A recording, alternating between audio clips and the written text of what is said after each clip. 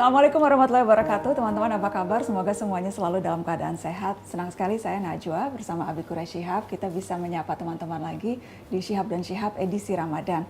Di episode ini Nana spesifik mau bicara soal buka puasa atau pahala memberi orang makanan berbuka, Abiku.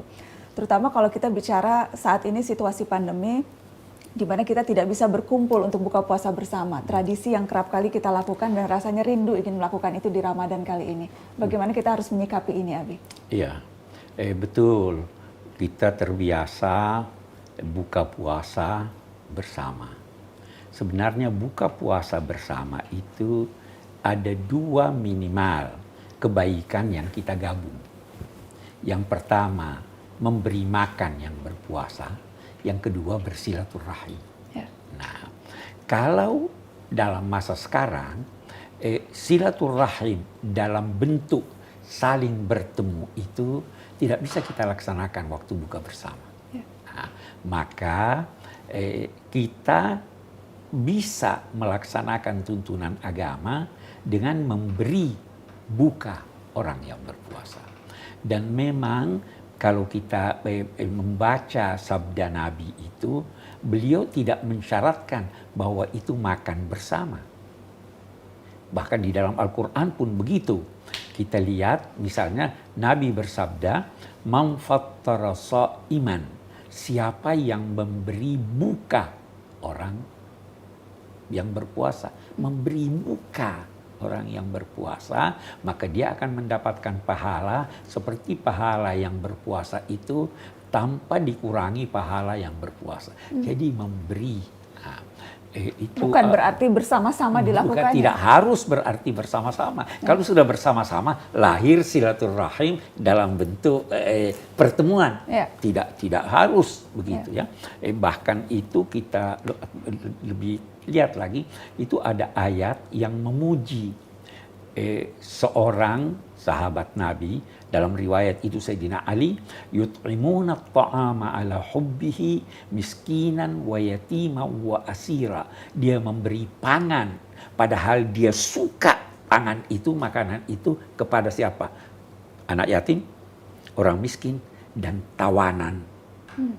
Tentu dia tidak bersama-sama atau mengundang tawanan itu ke rumahnya. Ya. Dia beri tawanan itu di penjaranya untuk memberi pangan.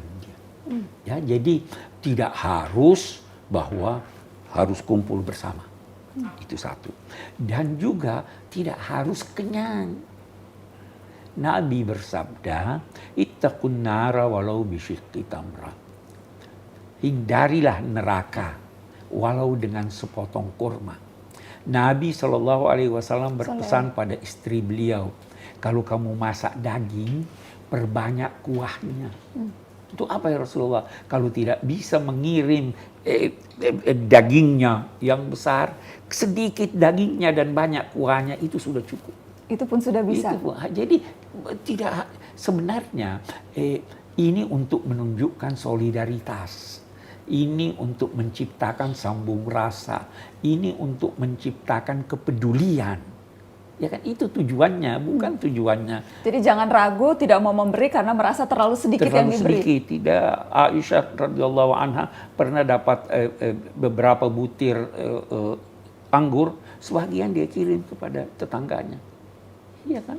Itu sebabnya kita lihat kalau di Mekkah dan Madinah, itu berduyun-duyun di sekitar kita datang membawa air, tolong minum, kopi sedikit, kurma. Karena itu saja ganjarannya sudah seperti ganjaran orang yang berpuasa. Orang yang ini. Dan kalau tidak ada, nah ingat Abi pernah bilang, bahkan menganjurkannya pun itu juga sudah dapat ganjaran. Iya, itu wajib menganjurkan. Jadi jangan berkata pada seseorang, wah malu sedikit. Itu bukan berarti menganjurkan. Anda menghalangi seseorang kalau Anda menghalangi dia untuk memberi karena sedikit. Jangan halangi. Nah, di sisi lain, yang menerima jangan menganggap sedikit. Karena yang sedikit diberi dengan tulus, dinilai Allah banyak. Ya toh? Apalagi konteksnya sekarang di mana situasi sedang sulit. Situasi sedang sulit.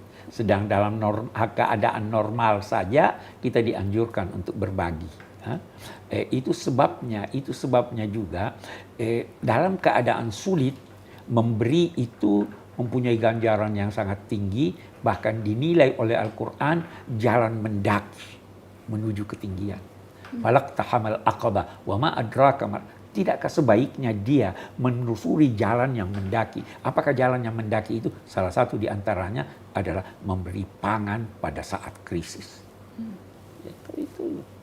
Mudah-mudahan bisa jadi pengingat untuk kita semua. Jadi tidak perlu kecil hati kalau hanya bisa memberi sedikit, dan tidak perlu kecil hati tidak bisa silaturahmi. Insya Allah ganjaran memberi makan orang berpuasa. Silaturahmi bisa diwujudkan dalam bentuk mendoakan, saling mendoakan. Biarlah doa kita yang bertemu di langit. Ya kan?